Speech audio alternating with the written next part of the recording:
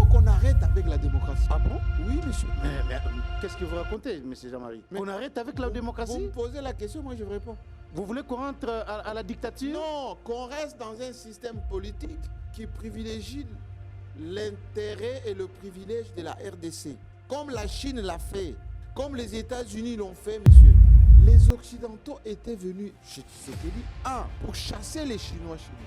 C'est-à-dire annuler purement simplement les contrats chinois. Tshisekedi ne l'a pas fait. Deuxièmement, les Occidentaux voulaient que Tshisekedi abroge les codes miniers. Et Tshisekedi ne l'a pas fait. Une opposition divisée avec autant de candidats face à un Tshisekedi qui a derrière lui les poids lourds de la scène politique congolaise comme les Jean-Pierre Memba, les Vital Kamerhe, les Bahati. Vous pensez vraiment que cette opposition a la chance aujourd'hui de gagner la présidentielle?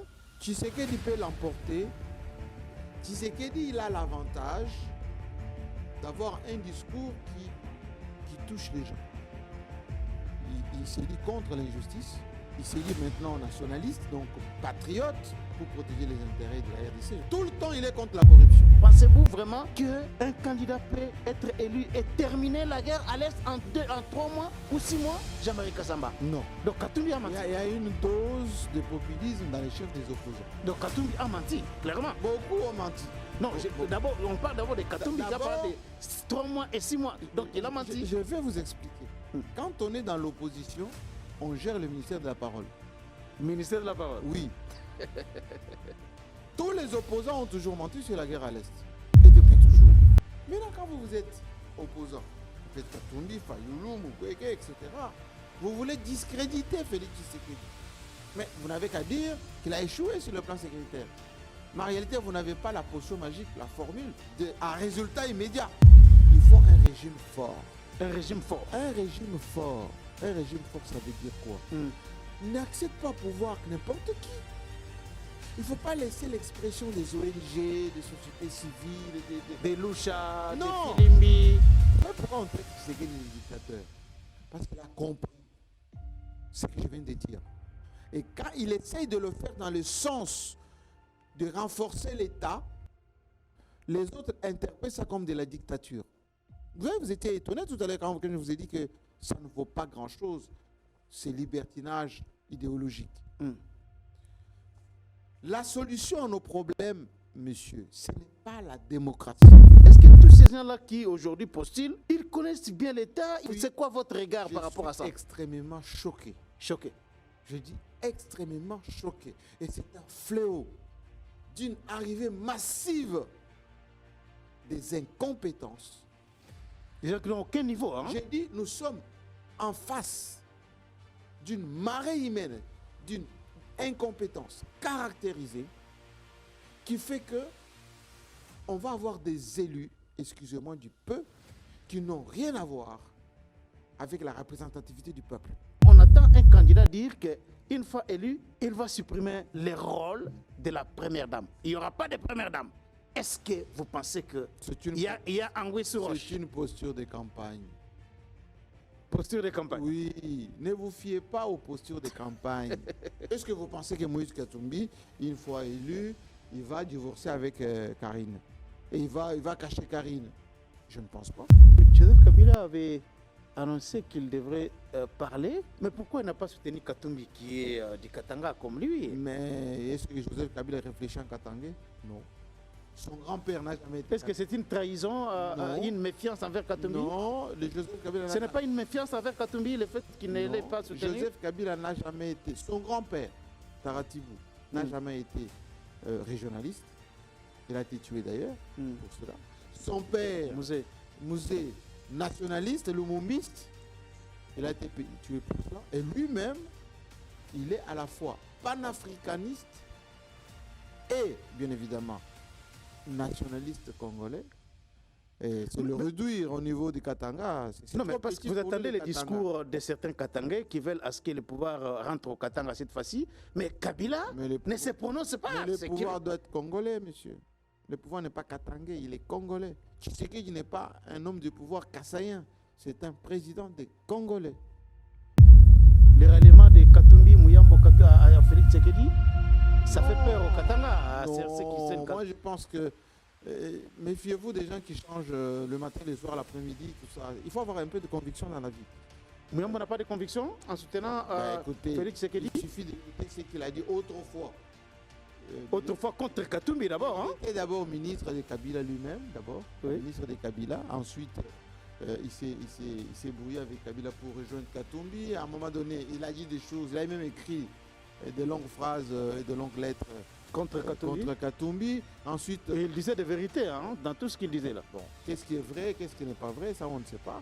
Et à un moment donné, il a retrouvé son frère Katumbi et là il vient de faire un revirement. Non, il faut avoir un tout petit peu de cohérence dans la manière de faire la politique.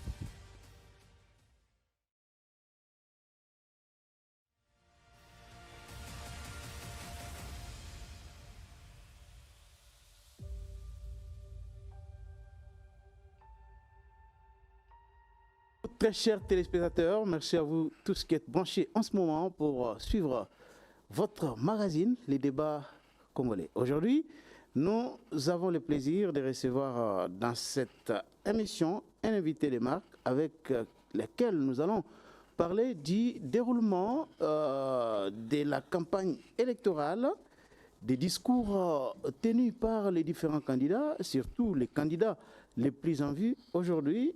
Félix Tshisekedi, Moïse Katumbi, Martin Fayoulou, Denis Mukwege, nous allons scruter un petit peu les discours de ces différents candidats. Nous parlerons aussi de notre invité qui a été élevé, oui, élevé en dignité. Vous allez découvrir ça tout de suite lorsqu'on va le présenter. Il s'agit bien de M. Jean-Marie Kassamba. Il est président provincial de l'Union nationale de la presse du Congo. Directeur général de Télé 50, il est enseignant. Jean-Marie Kassamba est aujourd'hui élevé au titre de l'ambassadeur universel de la paix. Monsieur Jean-Marie Kassamba, bienvenue dans cette émission. Merci beaucoup, c'est pour la première fois, hein. Je participe au débat congolais, que je suis souvent à la télé d'ailleurs.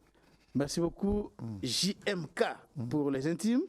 Voilà notre invité de séjour. D'abord, félicitations pour votre élévation au titre d'ambassadeur universel de la paix. On a toujours vu dans ces pays des gens être élevés au rang d'ambassadeur de la paix, mais pour Jean-Marie Kassamba, c'est ambassadeur universel de la paix. C'est quoi la nuance entre ambassadeur de la paix et ambassadeur universel de la paix? Bon, d'abord, merci beaucoup de l'invitation. C'est avec beaucoup d'émotion d'abord que je vais répondre à cette question parce que personnellement, je ne m'attendais pas à ce qu'une organisation internationale qui est installée à New York et en Corée du Sud, lancée par un grand personnage qui travaille avec les Nations Unies, avec les organisations internationales, qui lie à la fois toutes les actions de paix, de stabilité mondiale, en corrélation avec les médias. C'est Son Peace Leader au niveau international. Et ils ont sélectionné à travers le monde, par continent, des leaders par région qui peuvent représenter ces mouvements mondiaux pour la paix. La dernière réunion s'était tenue à Séoul, à laquelle étaient invités une cinquantaine de chefs d'État à Séoul. Alors, de quoi il s'agit exactement? Les médias sont considérés comme des acteurs majeurs dans la préservation de la paix à travers le monde. Et cette organisation, c'est un peu comme la paix mondiale via le prix qui est donné à Genève, celui qui est donné en Norvège, celui qui est donné aux Nations Unies, ou le passeport que l'UNICEF, par exemple, donne à des artistes de renom pour les représenter pendant 1 an, pendant 2 ans, pour véhiculer la paix. Et donc, cette organisation identifie par pays, d'abord par sous-région, nous sommes en Afrique centrale, des personnalités et des personnages qui ont joué et qui jouent un rôle majeur dans le leadership. Et effectivement, j'ai été contacté pour des enquêtes. Parce qu'avant qu'on puisse vous sélectionner, il y a des enquêtes qui sont faites sur votre parcours professionnel, sur votre moralité, sur le travail que vous faites d'abord dans votre pays et surtout sur le continent, et surtout sur le message que vous véhiculez à travers votre profession. Alors j'ai rempli un certain nombre de documents que j'avais remplis, je ne savais pas de quoi il s'agissait, et c'est seulement 6 mois après que j'ai été prévenu que le représentant sous-régional, c'est-à-dire de l'Afrique centrale, me contactera pour me voir dans une séance préliminaire de compléments d'information. Et hier, on a fait la cérémonie d'investiture, etc. Et je suis désormais l'ambassadeur universel de la paix pour cette organisation internationale. Alors, quel est le rôle que vous allez finalement jouer? Alors, le rôle, c'est de véhiculer toutes les actions. C'est un peu comme Amnesty International, c'est comme Action contre la faim, c'est comme Oxfam, c'est comme le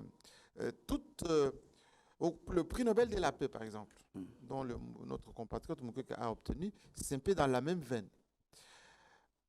Dans le monde, aujourd'hui, il y a des personnalités, des références qui servent des modèles, qui servent des véhicules de paix et à travers lesquels on doit, par exemple, faire passer les messages. L'engagement que j'ai signé, c'est que dans mon comportement désormais, je dois véhiculer le message de paix, de message de non-violence, de vérité, mais en même temps, je dois participer à toutes les organisations, si vous voulez, les manifestations, les congrès, les sommets au niveau international, durant lesquels on parle de la paix. Okay. On va nous donner des documents de voyage spécifiques quant à ceux. Et que ce travail-là, je dois le faire en priorité ici chez nous. Et comme je suis, par ailleurs, enseignant à l'université, ça coïncide aussi, je viens d'être nommé à l'ESIPA, chef de département de la communication numérique, avec 6 cours, avec 6 professeurs que j'encadre pour donner les cours, tout ce qui tourne autour de la communication numérique.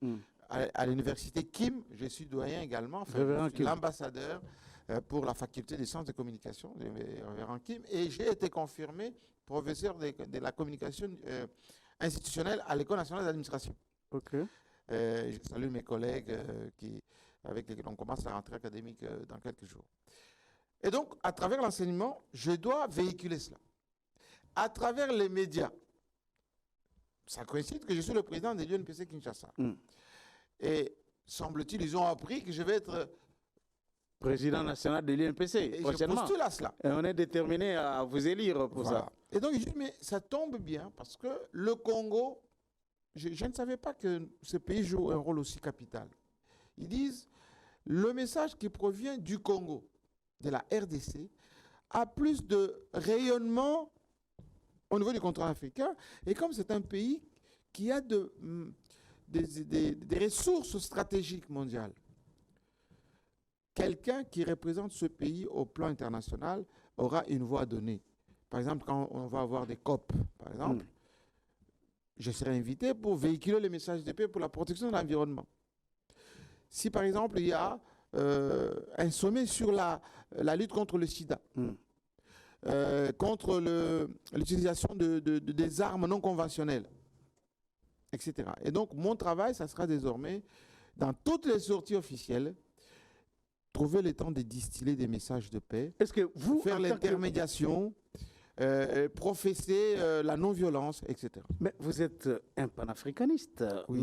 Les panafricanistes ont toujours pris avec des pincettes des nominations, des élévations venant des Occidentaux.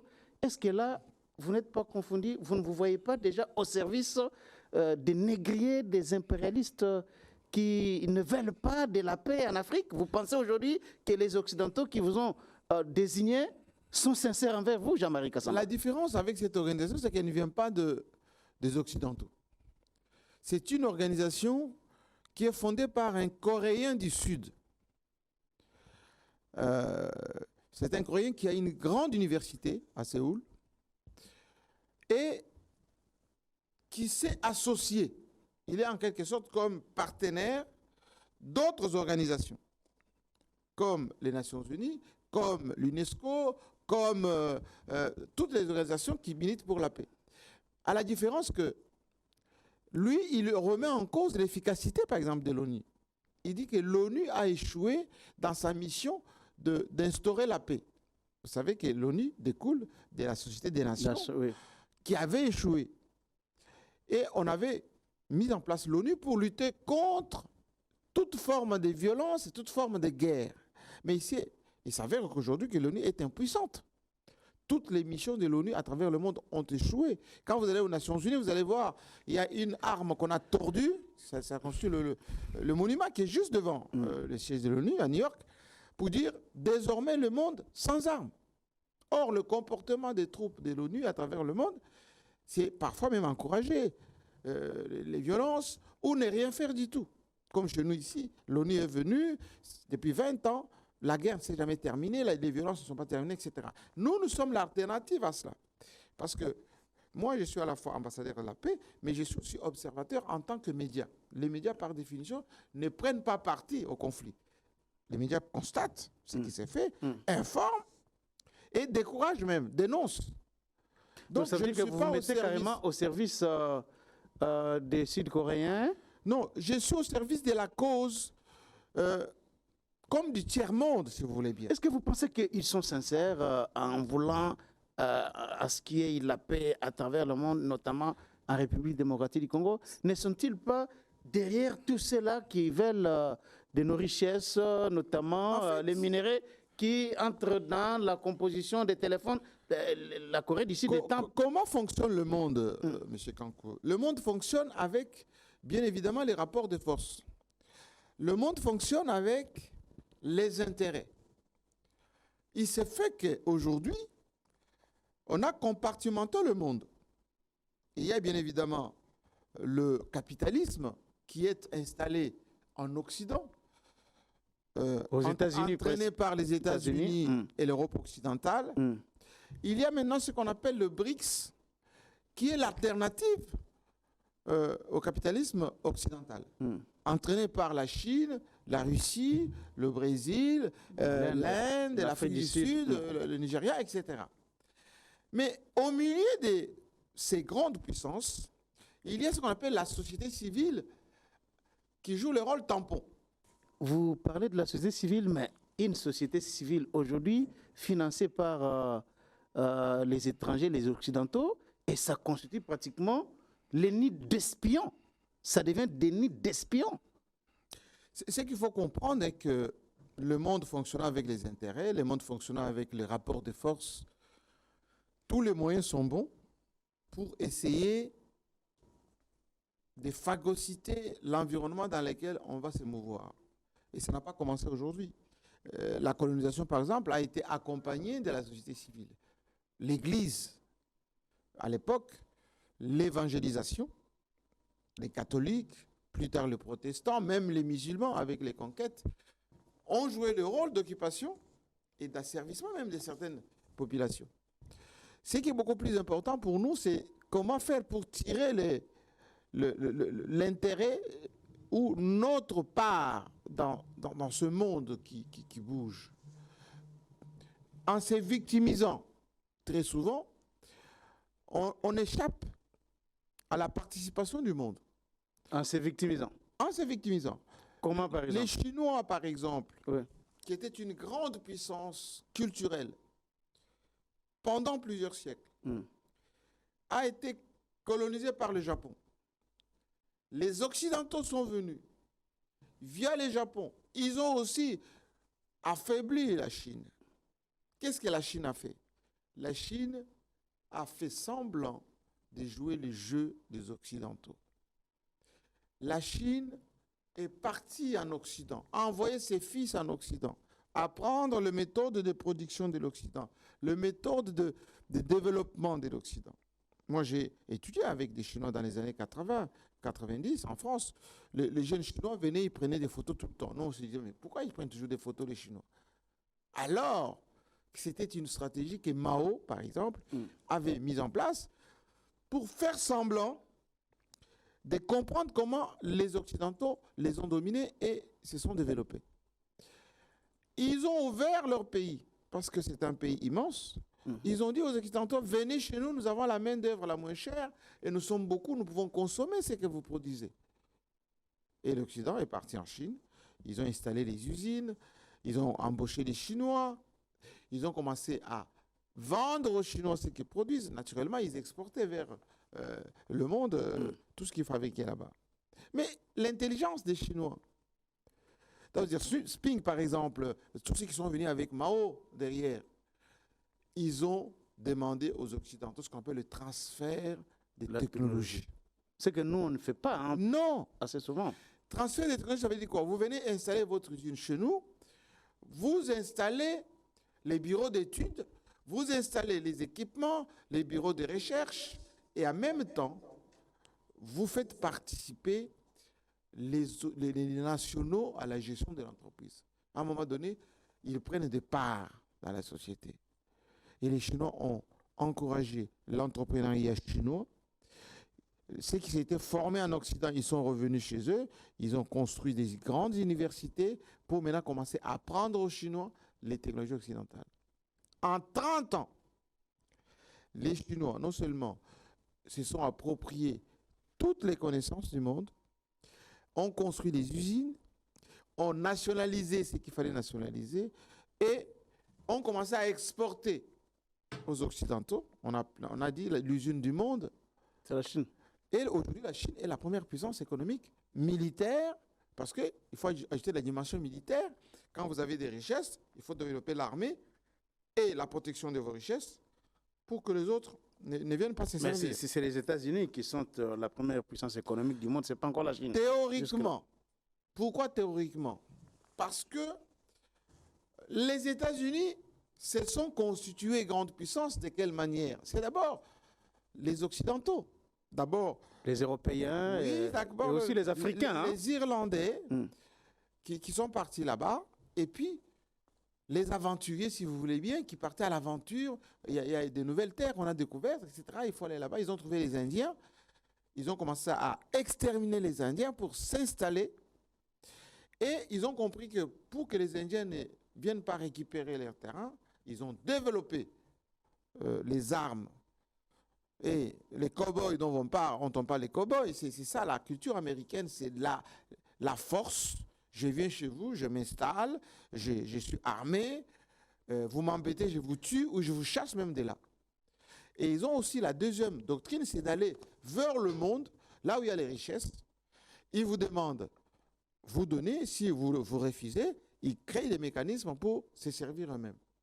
Et au fur et à mesure, les Américains ont consolidé leur superpuissance militaire, l'industrie militaire et l'influence au niveau des organisations internationales, dont les Nations Unies par exemple. Ce n'est pas pour rien que la Société des Nations a été d'abord mise en place aux États-Unis. Ça a échoué pendant la Première Guerre mondiale. Ce n'est pas pour rien que la deuxième organisation internationale, on a installé ça à New York. C'était à San Francisco, on a amené à New York. Tout ceci pour que, au niveau de la décision d'inféoder le monde, il prenne la décision. Au niveau de l'intimidation avec les armes, il puisse avoir tout cela. Mais, comme les grandes puissances, ça tourne, la grande Amérique, 52 États avec les armes, l'argent, etc., se sont aussi beaucoup endettés. Les États-Unis, par exemple, sont les premiers créanciers de la Chine. On a été phagocyté par les grandes puissances. Autrefois, les États-Unis. Accessoirement, la Chine, sur le plan économique et des matières premières, c'est le cas aujourd'hui parce que nos minéraux, par exemple, sont contrôlés à 80% par la Chine. L'organisation au sein de laquelle je vais me retrouver aujourd'hui, elle milite pour quoi? Toutes les grandes puissances ont toujours ce qu'on appelle les forces tampons. Ces forces tampons jouent les rôles d'équilibre volontaire ou involontaire, mais d'équilibre. Que vous le vouliez ou non, là où il y a la puissance, où il y a le pouvoir, il y a les contre-pouvoirs. Et les Occidentaux ont toujours créé des mécanismes, là où il y a un pouvoir fort, ils laissent une sortie pour un contre-pouvoir. C'est à nous de profiter de cela. On est membre, par exemple, des Nations Unies, mais qu'est-ce qu'on y fait? qu'est-ce qui fait la puissance du Rwanda aujourd'hui? C'est un petit pays, c'est comme Israël, c'est un petit pays. Ils vont dans ces organisations, ils font ce qu'on appelle du lobbying, de l'intelligence économique, pour identifier ceux qui décident et de plaider leur cause. C'est à nous de plaider notre cause pour que dans ces milieux où se décide... Vous pensez qu'avec Félix Tshisekedi, on ne le fait pas? Félix Tshisekedi a beaucoup de bonne volonté. Ce que j'ai salué chez Félix Tshisekedi, c'est qu'il avait compris dès le début, quand il est arrivé au pouvoir, qu'il faut une ouverture vers les grandes puissances et vers les centres d'influence. Il l'a fait, mais ça n'a pas été consolidé. Un lien privilégié avec les États-Unis, via l'ambassadeur qui était ici, mais qui, cet ambassadeur, travaillait pour Africom, donc n'était pas dans les centres décisionnaires du secrétariat d'État des affaires étrangères des Nations Unies. Il n'était pas impliqué au niveau de Washington dans ceux qui prenaient de vraies décisions. Il travaillait pour Africom. Africom, vous savez que c'est la présence américaine, militaire, etc. Mais c'est souvent des anciens généraux qui créent des sociétés de sécurité, etc. Mais Tshisekedi avait foi en ce monsieur, qui n'a pas beaucoup ouvert des portes. Tshisekedi est parti jusqu'à African Council, si vous vous rappelez. Oui, absolument. Donner même des conférences là-bas. Mais ce qui lui a manqué, c'est le suivi. Tshisekedi est allé jusque, et grâce à son ancien conseiller spécial, François Béliard, au cœur du pouvoir israélien. Mossad, Shin Bet, des cercles très restreints des décisions. Où il a même donné une conférence à New York, Washington, avec ces gens, etc. D'autres sont même venus ici. Mais il a manqué ce qu'on appelle le travail des corps à corps et des suivis et des projets. Mais avec tout ce qu'il y a eu comme gain diplomatique... Et je vais finir. Et Tshisekedi est allé au niveau de l'Union européenne, où il a été adoubé par le roi de Belge, par Louis Michel, tous ces gens-là qui les connaissaient en tant qu'opposants autrefois. Ils l'ont adoubé. Il aurait fallu qu'il crée un desk au niveau de son cabinet, un desk, allez, on va appeler ça lobbying, relations stratégiques entre la RDC et le reste du monde. Et ce sont ces gens-là qui allaient lever les options pour que toutes les actions de la RDC soient accompagnées au niveau international. Parce qu'un chef d'État, il arrive pour le premier contact, mais ça ne suffit pas. Ce qui est plus important, c'est ceux qui vont suivre derrière pour faire le travail. Mais est-ce que vous ne voyez pas que la diplomatie qualifiée agissante du président Tshisekedi a produit des fruits, notamment avec la levée du régime des notifications qui frappait la RDC sur l'importation des armes?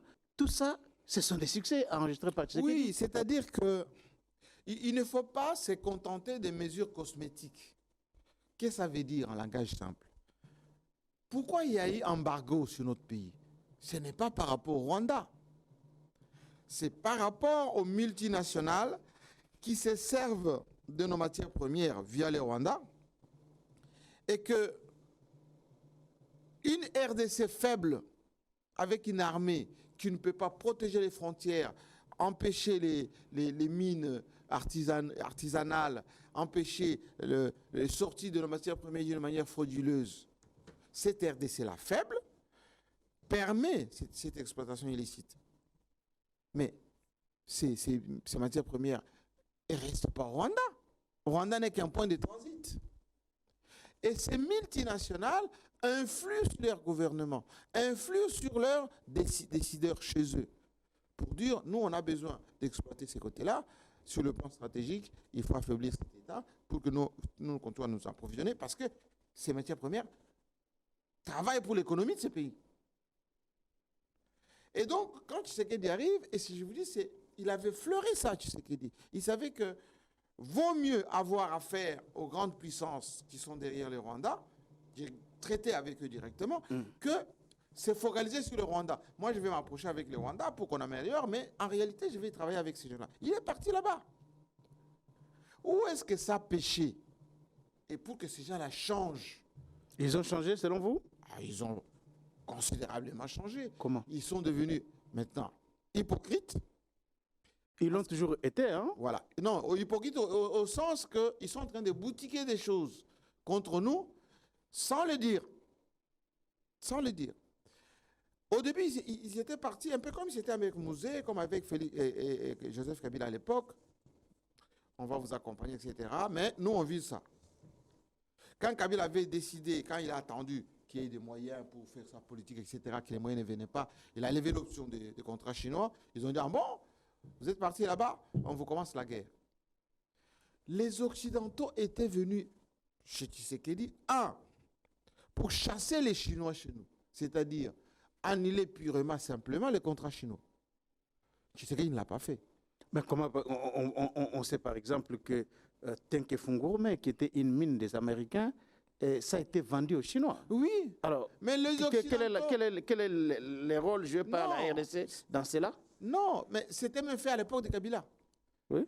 Mais en réalité, je vous ai dit qu'aujourd'hui, 80% de nos minéraux sont contrôlés par les Chinois. Tout à fait. Il aurait fallu que Tshisekedi, par exemple, crée ce qu'on appelle les casus belli. Hein. Par exemple, voilà, un dysfonctionnement quelconque. Dit voilà, on va remettre en cause la plupart des contrats, etc. On va redéfinir les choses au-delà des contrats chinois. Tshisekedi a regardé les conséquences que cela pouvait poser en termes de dysfonctionnement même de notre budget, etc. Ces gens-là payent des impôts. Dit non, on va le faire au fur et à mesure. Ça gênait. Deuxièmement, les Occidentaux voulaient que Tshisekedi abroge les codes miniers. Les codes miniers laissés par Joseph Kabila? Laissés par Joseph Kabila. Parce que le code minier aujourd'hui, avec la rétrocession, les Congolais se retrouvent. Et Tshisekedi ne l'a pas fait.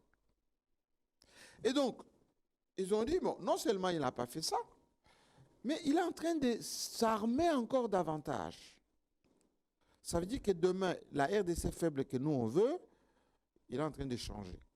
Donc il milite pour un Congo fort, un Congo différent de celui qui était. Non, je parle bien de Tshisekedi. Oui, Tshisekedi travaille pour un Congo fort, mais il est dit. C'est pour ça qu'aujourd'hui, il peut menacer les Rwandais. Vous savez que les Rwandais, sinon on fait la guerre vis-à-vis du Rwanda, en 24 heures, c'est fini, on est à Kigali.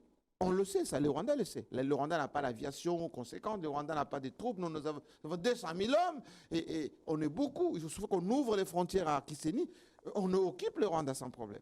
Mais on ne le fera pas, parce que ceux qui utilisent le Rwanda pour nous appauvrir, ils vont crier comme Israël.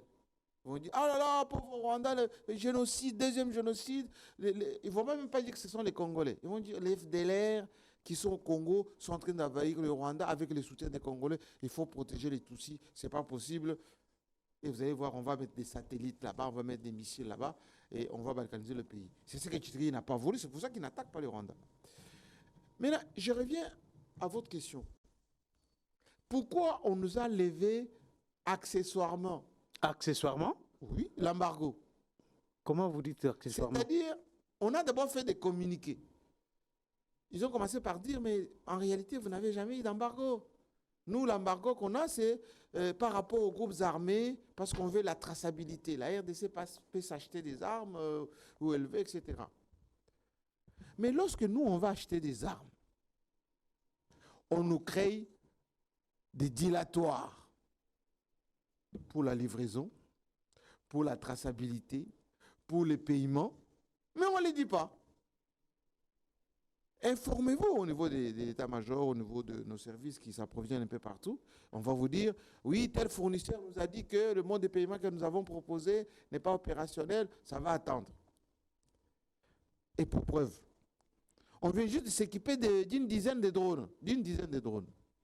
Ça vient de la Chine. Tout le monde achète des armes en Chine. Moi, mes câbles me disent que la dame des États-Unis, des renseignements, qui est venue chez nous, en discutant avec les officiels congolais, dit mais comment vous pouvez acheter des drones chinois? Nous, on est prêts à vous fournir des drones. Ils ont fait la même remarque avec les Turcs. Ils disent non, mais les Turcs, c'est pas très bien comme drone. Et si un jour on ose acheter des drones aux Indiens, ou plutôt aux Iraniens, parce que les Iraniens sont qui ont les drones le plus sophistiqués qui soient. Non, mais c'est les Turcs avec les drones Bayktar. Aussi, mais les Iraniens aussi. Et on aura tous les problèmes du monde. Et donc, en réalité, on fait semblant de nous aider, mais on crée les mécanismes pour ne pas nous aider. C'est comme les Nations Unies qui sont chez nous. Ils sont là. Tous les discours, c'est nous sommes aux côtés des FRDC, nous aidons le Congo, mais lorsqu'on est attaqué, ils ne font rien du tout.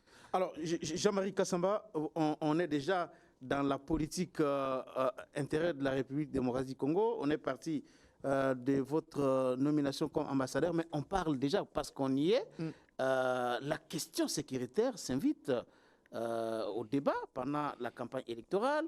Vous avez suivi des propositions des différents candidats, certains qui disent qu'ils vont terminer l'insécurité ou la guerre à l'Est à la fois en 3 mois, les autres en 6 mois. Vous avez suivi la proposition ou bien les propositions de Martin Fayoulou qui dit qu'il va aller s'installer à Beni, installer les quartiers généraux là-bas pour mener la guerre contre le Rwanda. Vous avez suivi le docteur Denis Mukwege qui, pour lui, il faut prendre langue avec le Rwanda et l'Ouganda. Vous avez suivi la position de Tshisekedi qui est une position ferme de ne jamais négocier avec les M23 et les Rwandais parce qu'on a connu beaucoup de trahisons par le passé, alors qu'ici, vous êtes en train de démontrer la complexité, sinon le complot international contre la République démocratique du Congo. De toutes ces propositions pour résoudre l'insécurité, la guerre à l'est du pays, quelle est la meilleure des propositions? Pensez-vous vraiment, et je commence par là, qu'un candidat peut être élu et terminer la guerre à l'est en 3 mois ou 6 mois, Jean-Marie Kassamba? Non. Donc Katumbi a menti. Il y a une dose de populisme dans les chefs des opposants. Donc Katumbi a menti, clairement. Beaucoup ont menti. Non, on parle d'abord de Katumbi qui a parlé de 3 mois et 6 mois. Donc il a menti. Je vais vous expliquer. Quand on est dans l'opposition, on gère le ministère de la parole. Ministère de la parole? Oui. Tous les opposants ont toujours menti sur la guerre à l'Est. Et depuis toujours. Rappelez-vous que Félix Tshisekedi lui-même, quand il était opposant, il disait premièrement que la guerre de l'Est, c'était une affaire de Kabila.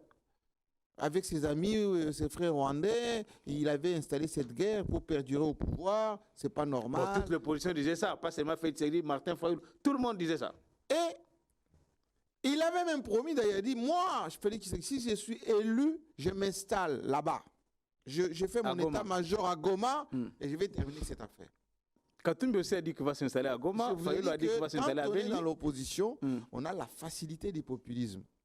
Mais quand Félix Tshisekedi arrive au pouvoir, il avait l'armée qu'il a trouvée, mais il a vu en face les réalités du pouvoir. Et il a compris que les réalités du pouvoir, c'est pas vous avez l'armée, vous tirez sur le Rwanda, l'Ouganda et tout s'arrête. Non. Parce que les gens là, ils ne vont pas nous faire la guerre parce qu'ils veulent occuper les territoires. Non, ils veulent d'abord prendre les richesses qui sont chez nous. Et tous les discours de Félix Tshisekedi pendant ces 5 ans, ce sont des prédateurs. Il a dit après, ce sont les prédateurs qui viennent pour nous voler nos richesses. Pour terminer la guerre à l'Est, M. Kankou, ce n'est pas une affaire des armées. Ce n'est pas une affaire des armées?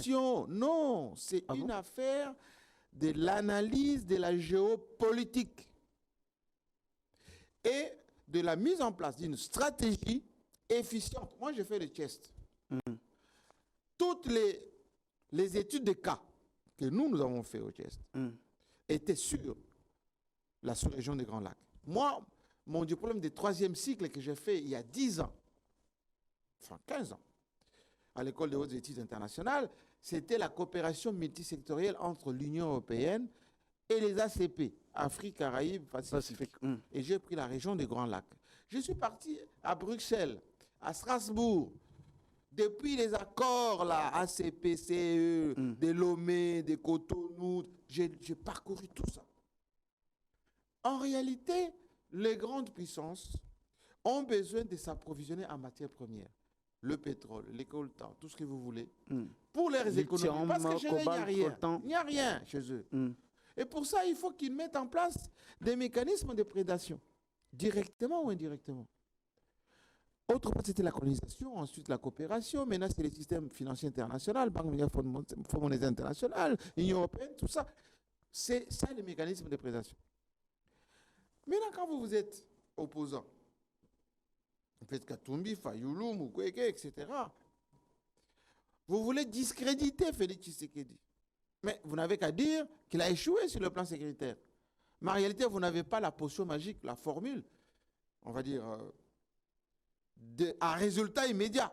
Katumbi a parlé par exemple de l'augmentation des soldes des militaires. C'est une des solutions. Est-ce que pour qu'un militaire aille mourir au front pour son pays, il faut qu'il soit payé 100 000 $, ou 300 000? Non. Mais en Chine, les Chinois ne sont pas payés autant, ni les Américains. Voilà. Je parle, la résolution du problème d'insécurité chez nous, c'est une question géopolitique et de mise en place d'une stratégie. De quoi? Premièrement, il faut identifier les enjeux. Messieurs, les enjeux, c'est quoi?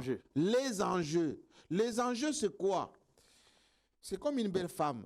Lorsque vous êtes une belle femme, tous les hommes vont vous courtiser. Mais une femme ne va servir, ou plutôt, ne va aller qu'avec un seul homme. Vous allez barrer la route à d'autres hommes. Vous allez vous focaliser sur un seul. La RDC est une femme la plus convoitée. Mais pour que tout le monde n'ait pas ses pieds, ses griffes chez vous, il faut une résilience intérieure.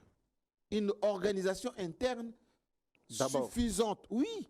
Donc, tout commence par là. L'intérieur. Il faut qu'on arrête avec la démocratie. Ah bon? Oui, monsieur. Mais qu'est-ce que vous racontez, monsieur Jean-Marie? On arrête avec la démocratie? Vous me posez la question, moi je vous réponds. Vous voulez qu'on rentre à la dictature? Non, qu'on reste dans un système politique qui privilégie l'intérêt et le privilège de la RDC. Comme la Chine l'a fait. Comme les États-Unis l'ont fait, monsieur.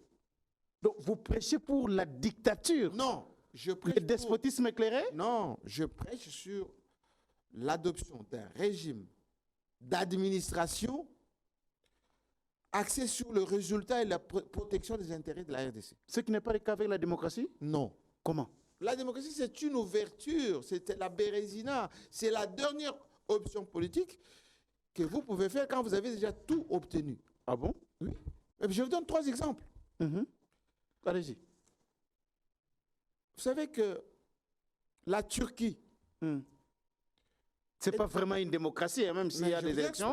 C'est un État autoritaire. C'est une puissance économique européenne, la Turquie. Tout à fait. Pourquoi? Parce que, comme il y avait trop d'influence asiatique, européenne, américaine sur la Turquie, depuis que Erdogan, et même avant, Kemal Atatürk. Depuis Atatürk a créé la République turque. Mais les Turcs, on dit c'est l'ancien empire ottoman, si vous... Tout à fait. Et pour peser dans cet environnement, il faut un régime fort. Un régime fort? Un régime fort. Un régime fort, ça veut dire quoi?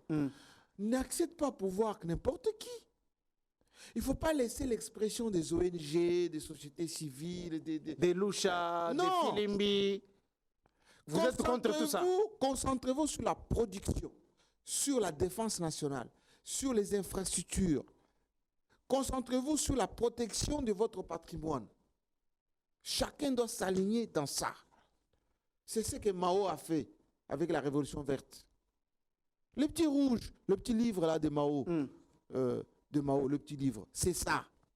C'est ce que le général de Gaulle a fait avec la France. Quand François Mitterrand vous dit la dictature permanente, des coups d'État permanents, ça c'est François Mitterrand qui l'a dit depuis 1965. Il dit, de Gaulle nous a... Non, les grandes...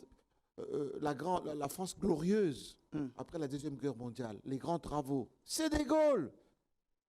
De Gaulle a dit, c'est la 5e République, allez, j'annule vos histoires, démocratie, tout ça. La France d'abord qui doit se reconstruire dans cette Europe.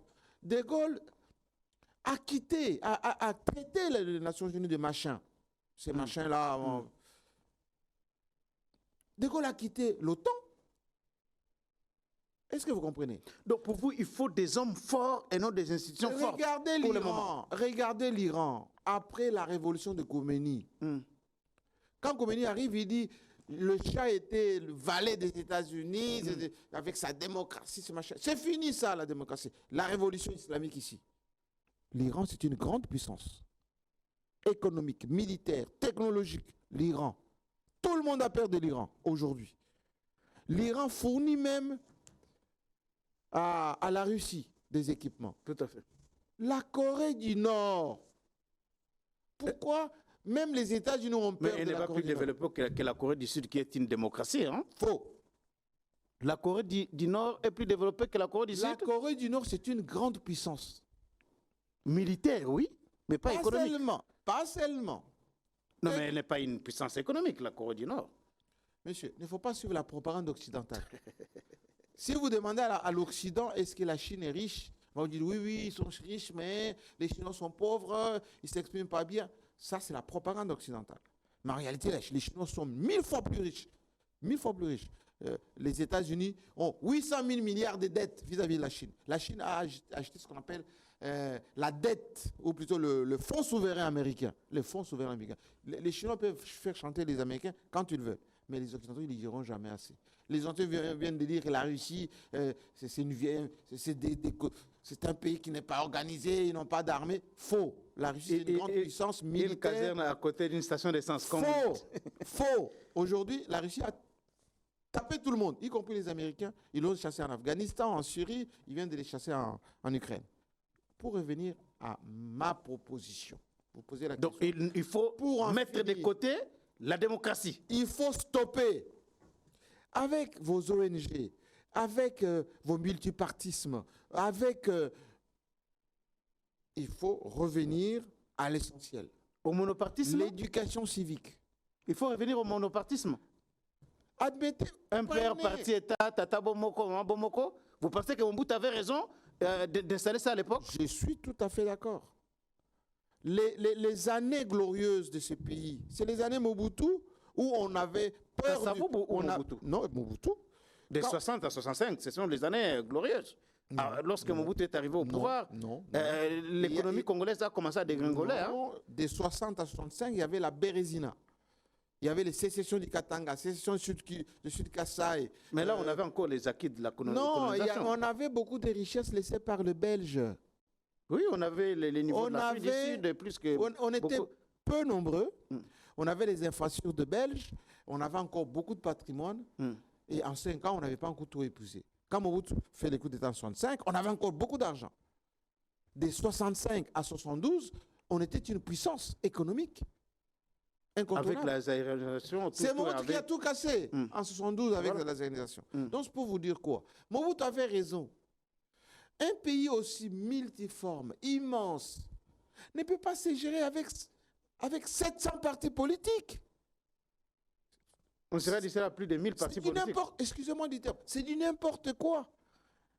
Quand vous grattez ces fameux partis politiques, pas d'idéologie, pas de moyens logistiques, pas ils n'ont rien d'organisation. Un parti politique, c'est pas seulement vous portez la cravate, vous faites un petit drapeau et le leader commence à raconter ce qu'il veut. Non. Pour consolider l'unité du pays, il faut avec les désordres démocratiques. Désordre? Oui. L'Afrique du Sud, à l'époque de l'apartheid, excusez-moi du terme, moi je ne suis pas partisan de l'apartheid, était une grande puissance économique, industrielle. Parce que le blanc avait installé un système d'organisation qui faisait qu'il y avait de la production, il y avait des choses sérieuses. Quand vous arrivez à Johannesburg, c'était une capitale pimpant neuf, enfin, économique. Pretoria à côté, etc. Quand l'ANC arrive, avec tout ce que les Noirs ont subi maintenant, ils n'ont pas voulu travailler, etc., la fiducie a commencé à tanguer.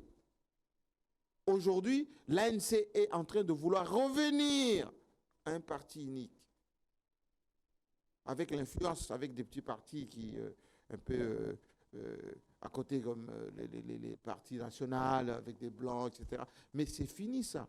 Mais allez dans des pays où il y a un seul parti qui pèse.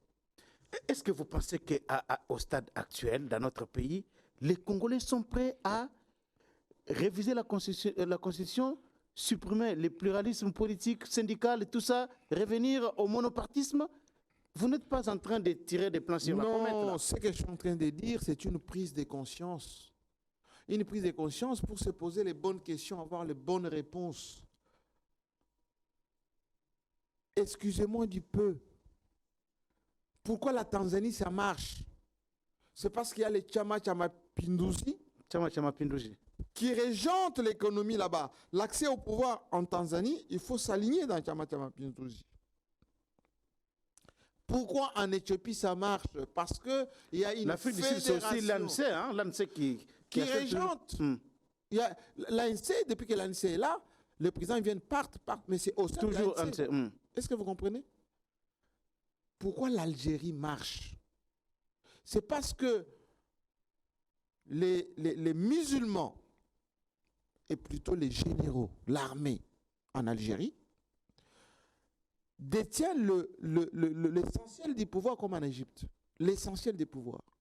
Lorsque vous laissez les civils qui vont dans tous les sens, avec des petits partis politiques, avec des religieux qui sont dans la danse, avec les occidentaux qui manipulent les ONG, rien ne peut marcher.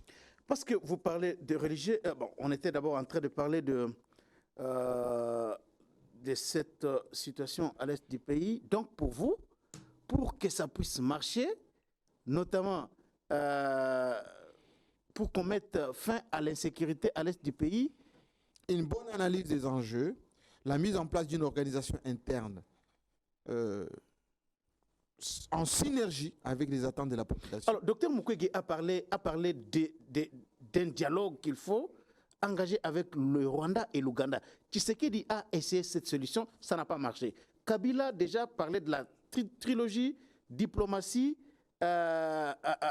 opération militaire et aussi promotion de dialogue entre communautés. Ça n'a pas marché. Tshisekedi est revenu aujourd'hui, est arrivé, il a pris langue avec le Rwanda et l'Ouganda. Finalement, il a dit qu'il ne se parlera jamais avec Kagame. Et Mukwege revient toujours avec la même proposition. Non, Mukwege, c'est l'influence de la proximité. Il est de la sous-région très proche d'Ouganda et de Rwanda, donc il est un peu sensible à ça. Mais le plus important, ce n'est pas ça du tout. Vous savez pourquoi on traite Tshisekedi des dictateurs? Parce qu'il a compris ce que je viens de dire. Et quand il essaye de le faire dans le sens de renforcer l'État, les autres interprètent ça comme de la dictature. Vous étiez étonné tout à l'heure quand je vous ai dit que ça ne vaut pas grand-chose, c'est libertinage idéologique. La solution à nos problèmes, monsieur, ce n'est pas la démocratie. La solution à nos problèmes, c'est une prise de conscience des Congolais qu'il faut se poser les bonnes questions. La première question, est-ce qu'on est en sécurité? Non. Pour qu'il y ait la sécurité, il faut l'État fort.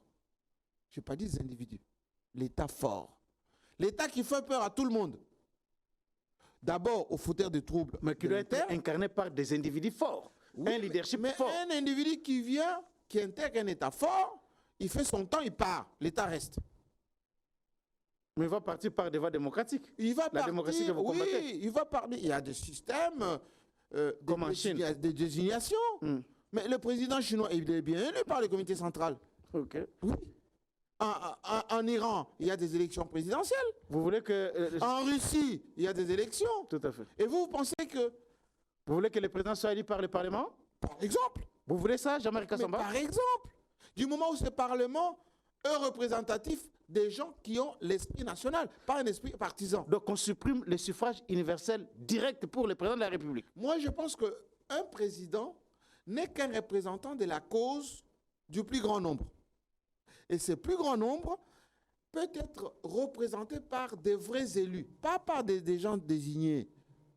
Des vrais élus. Des vrais élus qui ont l'ancrage dans leur fief. Quand on dit celui-ci, il est élu de Kinshasa, il faut qu'il soit représentatif de Kinshasa. Pas qu'il soit dans une coterie, dans une appartenance des amis, non.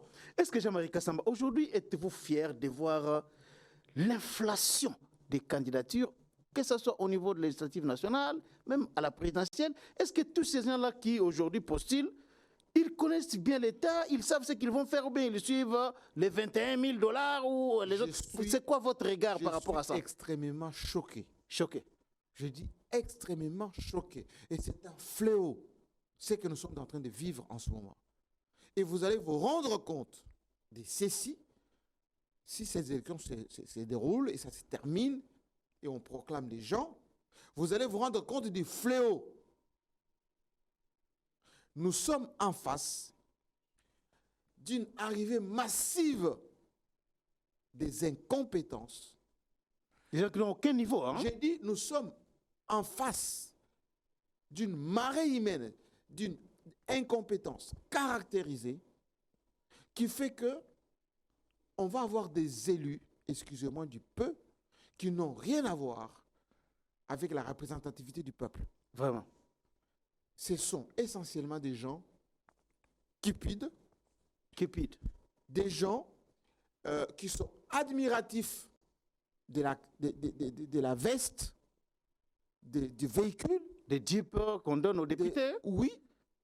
Et qui ne connaissent en rien le fonctionnement d'un État. Vraiment.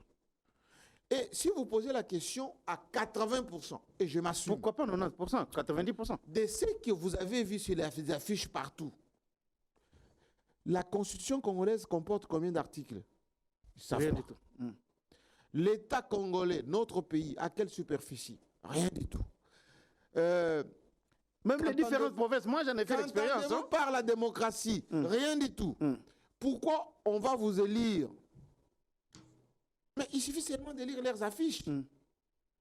Ils parlent comme les gens de la cité, enfin excusez-moi du peu, comme s'ils étaient au bar. Oh, Kingani, Mufinigu Yalukunga. Donc le pays est vraiment en danger avec... Le pays est fortement en danger. Et moi, j'interpelle la CENI. La CENI, la loi électorale qu'on a mis en place. Ce n'est pas une bonne loi, hein, avec des critères... Il aurait fallu corser cette loi électorale. Avoir une commission d'analyse de chaque candidature. Mais écoutez, pour qu'on ait quand même des représentants de qualité. Dans ce pays, on dit on ne peut pas accepter quelqu'un qui a double nationalité. Enfin, excusez-moi. 80% de ceux qui sont sur des listes ont la double nationalité. Tous ceux qui sont venus de la diaspora, qui sont candidats jusqu'à l'élection présidentielle, ont la double nationalité. Mais ça ne choque personne. On a failli un peu prendre un peu les catombis, un peu, bon, on a même passé le ponge là-dessus, et c'est resté comme ça. Alors, Jean-Marie Kassamba, la campagne électorale bat son plein en RDC. Une fausse campagne. Comment une fausse campagne? C'est une fausse campagne parce qu'on ne parle pas des projets, on ne parle pas des enjeux, on ne parle pas de tout ce que nous sommes en train de dire, vous et moi ici. Comment sécuriser ce pays? On ne va pas dans les fonds des questions. Tout, on est superficiel, on fait du bruit. Mais vous avez suivi les programmes de tous les candidats. Il y a ceux qui ont parlé de plusieurs milliards de dollars. Katumbi a parlé de 141 milliards. Adolphe Mouzito parle de 300 milliards. Et vous avez suivi les Fayoulou et les autres. Donc, vous dites que tout ça, ça ne suffit pas? Monsieur Kankou, dans un pays où les gens ne travaillent pas, vous allez produire ces milliards comment? Est-ce que quelqu'un vous a déjà parlé du code du travail, des horaires de travail? Au Congo, on travaille de 10h à 16h. 10h à 16h. Oui, monsieur. Vous allez produire des milliards comment? Au Congo, on n'a pas la culture de l'impôt. Au Congo, on ne déclare pas le travail. Vous allez trouver ces milliards comment? Au Congo, les minéraux, on ne sait pas les protéger. Chaque exploitant minier, il vient, il creuse, il met le minerai brut dans son camion, il sort du Congo. Il corrompt un peu ceux qui contrôlent à la frontière et puis il s'en va. Au Congo, on ne justifie pas ses revenus. y compris pour les... Non, mais il y a les impôts sur les bénéfices, hein, ça, vous le savez quand même. C'est revenu. Impôts sur les revenus, vous trouvez que c'est normal, vous trouvez que c'est normal, un élu du peuple qui touche, allez, 25 000 $ et qui ne paye pas d'impôts? Non, mais les députés payent quand même les impôts. On prélève une petite quantité sur le fixe, mais ça ne suffit pas. Hein? Mais tout ce qui est invisible, des invisibles, oui. Il touche le cash régulièrement. Est-ce que vous êtes de ceux-là qui pensent qu'il faut réduire drastiquement les émoluments des députés pour décourager les aventuriers qui n'ont rien à faire avec la politique? C'est la première décision qu'il faut prendre. La première. Laissez la politique à ceux qui ont la vocation. La ruée, là, tout ce que vous avez vu, là, des millions des candidats, ils courent après ces 21 millions. Ils partent parce qu'il y a des types qu'on peut donner gratuitement. Ils vont là-bas parce qu'il faut qu'on les appelle honorables avec des policiers qui les gardent. Point barre. Et ils vont là-bas parce qu'ils vont faire des courbettes chez le ministre des Finances, chez le ministre du Budget, chez le président de la République. Je suis avec vous, etc. Allez, on le corrompt un peu pour qu'il fasse passer... Alors, Jean-Marie Kassamba, il y a aujourd'hui 4 candidats, si vous voulez, qui sortent un peu de l'eau. Il y a le président Tshisekedi, il y a Fayulu, il y a Moïse Katumbi, il y a Mukwege. Parlons d'abord au sein de l'opposition. Quel est le candidat, selon vous, qui peut aujourd'hui valablement représenter l'opposition une fois élu? Moi, je pense que dans notre pays, tout n'est pas fonction des candidats. Tout est fonction de ce que le peuple vit. Parce que la politique, c'est un jeu de dupes en RDC, depuis 1960. Kassavoub lui-même est devenu président, ce n'est pas parce qu'il était populaire, c'est parce que Lumumba et les autres ont pensé que pour la cohésion, on sort de l'indépendance, etc. Il a été élu par le Parlement. Bien évidemment. Compromis. Compromis. Chomé est venu à Kinshasa, travailler avec Mobutu. Compromis. Tout à fait. Mobutu, 67 à Luluabo, ils ont fait une constitution de compromis. De 67 à 72, il y avait un semblant de pouvoir fort installé parce que Mobutu, avec l'armée, il voulait s'installer, etc., avec les Tshisekedi, les jeunes gens, Makanda Kabobi, idéologie, etc. Lorsqu'il démocratise, ou plutôt, il libéralise le système en 1990, tout n'a été que compromis jusqu'à l'arrivée de Mouzé. Mouzé arrive, il essaie d'installer un système fort, on le tue en 2001. Joseph Kabila arrive, de 2001 à 2006, compromis. Lui a installé un système faible, Joseph Kabila. Compromis. 1+4, compromis. Premier mandat, compromis avec Nzanga Mobutu et Gizenga. Après Gizenga, il ouvre Kengo Wadondo, ceux qui ont fui Jean-Pierre Bemba, les MLC, compromis. Thomas Louaka et compromis. Ensuite, les gens de l'IDPS qui ont fui Tshisekedi, les Sami Badibanga, les Chibala, compromis. Et 2018 aussi compromis. 2018, FCC cash, Tshisekedi, Kabila, compromis. Vraiment. Aujourd'hui, nous sommes en compromis avec ceux qui sont présents avec Tshisekedi. Et je reviens à votre question maintenant. Qui va représenter l'opposition? Non, il y aura quelqu'un de compromis. Est-ce que vous ne voyez pas que cette opposition va échouer, étant donné qu'elle n'est pas parvenue à se mettre d'accord autour d'une candidature commune? Ce n'est pas déjà là le décor planté de l'échec. Vous avez suivi Mukwege qui a dit qu'il ne pourra pas désister en faveur... Il a taxé Katumbi des malhonnêtes, pratiquement. Mais est-ce que Félix Tshisekedi était candidat commun de l'opposition en 2018? Non. Les candidats communs étaient Fayulu. Non, mais l'opposition n'avait pas trouvé une candidature commune. Si, pour eux, Fayulu à Genève était leur candidat commun. Même si, 2 jours après, 3 jours après, Tshisekedi a caméra et on dit non, on sort de cette affaire. Mais Tshisekedi était seul Kamere n'était que derrière. Hein. Kamere seul pouvait, plutôt Tshisekedi seul pouvait avoir cette affaire. D'ailleurs, Étienne Tshisekedi, en son temps, avait refusé de s'allier avec Kengo Wadondo, avec Kamere. Il a dit, moi seul, le peuple va me voter, etc. Vous comprenez? Donc, la question n'est pas d'avoir un candidat commun de l'opposition pour gagner. Un candidat, si il rassure la population, si les gens pensent qu'il représente leurs intérêts, ils peuvent le voter. Est-ce que vous pensez aujourd'hui que cette opposition peut gagner la présidentielle face à une opposition divisée avec autant de candidats face à un Tshisekedi qui a derrière lui les poids lourds de la scène politique congolaise comme les Jean-Pierre Memba, les Vital Kamerhe, les Bahati? Vous pensez vraiment que cette opposition a la chance aujourd'hui de gagner la présidentielle? Tshisekedi peut l'emporter par défaut. C'est-à-dire quoi? Ça veut dire quoi par défaut? Tshisekedi, il a l'avantage d'avoir un discours qui touche les gens. Par exemple, il s'est dit contre l'injustice.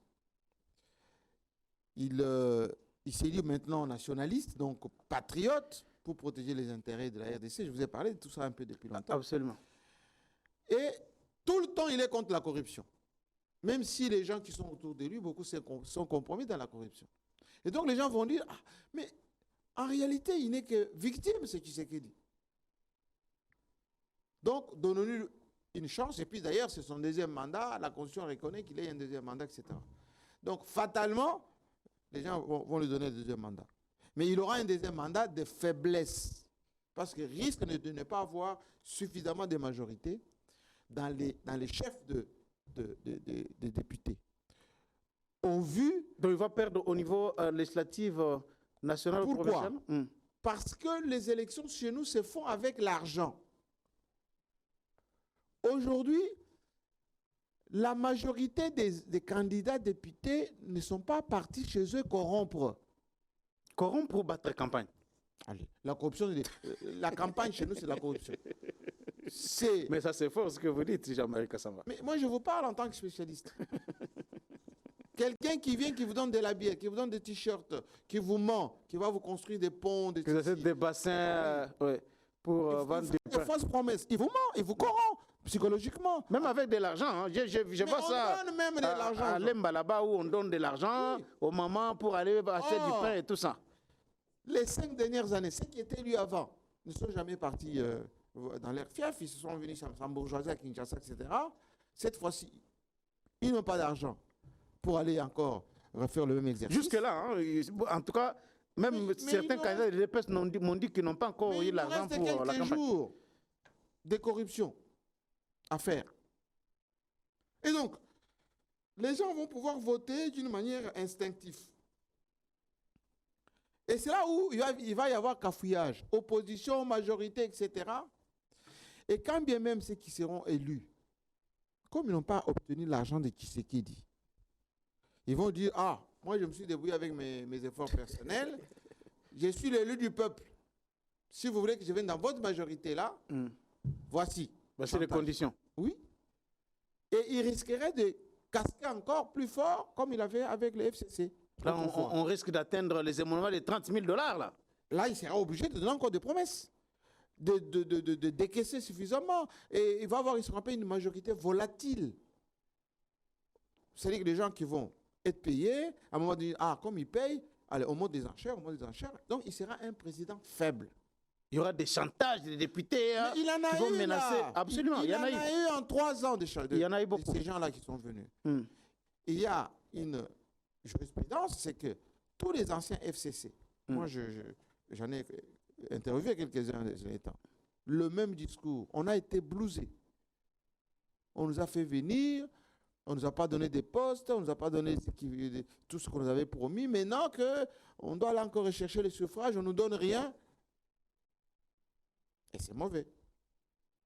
Et donc vous soutenez, aux États-Unis, vous êtes d'accord pour les candidats qualifiés des candidats des étrangers? De mon point de vue, même un Américain peut venir gérer la RDC. Hein? Écoutez, mais on nous gère ici sans pour autant qu'on le décide. Et vous voulez que ça continue comme ça? Je vous donne un exemple simple. Le vrai pouvoir, c'est le pouvoir économique, M. Kankou. Le vrai pouvoir pouvoir économique. Aujourd'hui, qui gère l'épargne, ou plutôt les finances des Congolais? C'est les Kenyans, via le système de leur banque qui est ici, qui a même repris tous les circuits de distribution. Qui gère la grande distribution, c'est-à-dire les supermarchés, les boîtes de nuit? Ce sont les Indiens qui peuvent nous faire chanter à tout moment. Même le président de la République, il est impuissant vis-à-vis de cela. Est-ce que vous savez qu'on peut chasser un président par les économies? Grève de la faim, on fait augmenter le prix du pain, on fait augmenter le prix de l'essence, le président saute. D'où la création des millionnaires. Est-ce qu'on se préoccupe de ça? Tshisekedi avait dit. On ne se préoccupe pas de ça. Mais Tshisekedi avait parlé de la création des millionnaires. On devrait avoir des lois pour créer la résilience économique nationale. Le vrai problème, c'est là-bas. Les militaires dont vous parlez, mais il y a des militaires à nous, des pères et des mères, qui sont assujettis aux Indiens, aux Libanais, qui les font faire n'importe quoi. Pour vous, Jean-Marie Kassamba, un Rwandais pur sang ou un Ougandais pur sang peut venir gérer la République démocratique du Congo pourvu que l'on ait un État fort. Qu'il ait peur de nos textes, qu'il ait peur de notre administration, qu'il ait peur de trahir une seule seconde l'intérêt de la politique. Mais pourquoi nous avons chassé les Belges alors? Pourquoi? Non, les gars, si nous pouvons ouvrir notre pays Belges, à ce que tout le monde vienne nous diriger, pourquoi avons-nous chassé les Belges? Mais les Belges ne respectaient pas nos intérêts. Les Belges avaient construit même des routes. Mais ils payaient bien les gens. L'économie était forte. En 60, lorsqu'ils sont partis, on a parlé même de ça ici, que Kassabou a trouvé des structures qui marchaient. Kassabou a trouvé une administration, on va dire, réduite au niveau des grandes villes. Kinshasa, Elisabethville, voilà. Ça, c'était pour exploiter et exporter. Les Belges n'ont jamais eu ce qu'on appelle la politique d'urbanisation du pays, de formation des cadres congolais, d'équipement du Congo. Non. Donc, on avait raison de dire, partez, on va s'occuper de notre pays, on ne s'est pas bien occupé. Quand j'ai dit un étranger, Blumenthal est arrivé ici, parce que les gens ont toujours dit Blumenthal. L'allemand. Oui, Blumenthal. On lui a donné la banque centrale. Au moment où je vous parle, Bretton Woods travaille avec notre banque centrale. Ils influencent les décisions souveraines de notre pays. Ce qui est un peu contradictoire, c'est que vous parlez de la Chine, vous parlez de la Russie, des pays qui ne peuvent jamais tolérer à ce que les étrangers viennent diriger leur pays. Ici, vous dites que chez nous, même n'importe qui peut venir diriger le pays. Même les Iraniens ne peuvent pas accepter un étranger parce qu'ils ont installé chez eux un pays fort, un régime fort. Moi, je suis pour un régime fort, pas les hommes forts. Un régime fort. Un régime fort, ça veut dire quoi, monsieur? C'est avoir une armée forte, une économie forte, des lois que tout le monde respecte. Alors, Jean-Marie Kassamba, nous avons connu quand même des premières dames dans notre pays qui ont fait beaucoup de choses. Je rends hommage ici à nos premières dames, notamment Maman Olive Lembe, une dame pour qui j'ai toujours eu beaucoup d'admiration pour son cœur, ce qu'il a fait. En tout cas, ça c'est mon point de vue. On voit aujourd'hui Maman Denis Lakerou, ce qu'elle est en train de faire avec Bourse Excellente, des initiatives incroyables qui permettent aux jeunes Congolais d'aller étudier tout ça. Elle investit dans l'homme avec la fondation Denis Lakerou. Mais tout d'un coup, on attend un candidat dire qu'une fois élu, il va supprimer les rôles de la première dame. Il n'y aura pas de première dame. Est-ce que vous pensez qu'il y a Anguille sur roche? C'est une posture de campagne. Posture de campagne? Oui, ne vous fiez pas aux postures de campagne. La posture de campagne, c'est juste pour créer soit de la polémique, soit de la sympathie. Comme disait François Mitterrand, les promesses n'engagent que celui qui les donne. Est-ce que vous pensez que Moïse Katumbi, une fois élu, il va divorcer avec Karine? Et il va cacher Karine? Je ne pense pas. Ne vous fiez pas aux détails. Donc on aura une première dame tutsi burundaise Elle peut être Tutsi, elle peut être blanche. Elle est. Écoutez, c'est ça qu'elle est. Elle peut être Tutsi, elle peut être blanche, elle peut être je ne sais pas quoi. Du moment où ça ne gêne pas les intérêts de la République démocratique du Congo, moi ça ne me gêne pas. Est-ce que vous comprenez un peu les fiascos que Katumbi a enregistrés, notamment au stade à Goma? Est-ce que vous pouvez lier ça au fait que il ne se prononce pas, notamment, il ne condamne pas les Rwandais? Vous pouvez lier ça à cela? Non, je pense que Katumbi, moi j'ai déjà écouté, hein, il a déjà évoqué les Rwandais une fois. Mais écoutez, le problème, c'est même pas de condamner les Rwandais. Moi je vous ai expliqué, attendez, moi je vous ai expliqué tout à l'heure, le problème fondamental de notre pays. Kabila a condamné les Rwandais. Mouzé, Laurent Désiré Kabila, n'en parlons même pas. Je suis d'accord avec vous. Oui. Ne trouvez pas dans les chefs de ceux qui disent le Rwanda est méchant, le Rwanda nous attaque. Ce qui est vrai, ce qui est une vérité. C'est une part de vérité. Mais comment une part de vérité, Jean-Marie Kassa? Vous avez suivi Paul Kagame dire clairement que son problème à la RDC, c'est un problème de terre. Oui. Et vous voyez les Congolais aujourd'hui qui ont du mal à acheter l'un de Kagame, qui pensent que c'est un problème des militaires, de la sorte des militaires. Jean-Marie, vous êtes quand même nationaliste. Moi, je pense que le problème, c'est l'affirmation du Congo pour que le Congo soit fort et que personne ne blague avec le Congo. Moi, je suis là. Vous pensez que les autres pays qui disent rien ne nous envient pas? Allez en Angola à côté, très cher ami. L'Angola ne jure que sur la déstabilisation de la République démocratique du Congo. Comment ça? Enfin.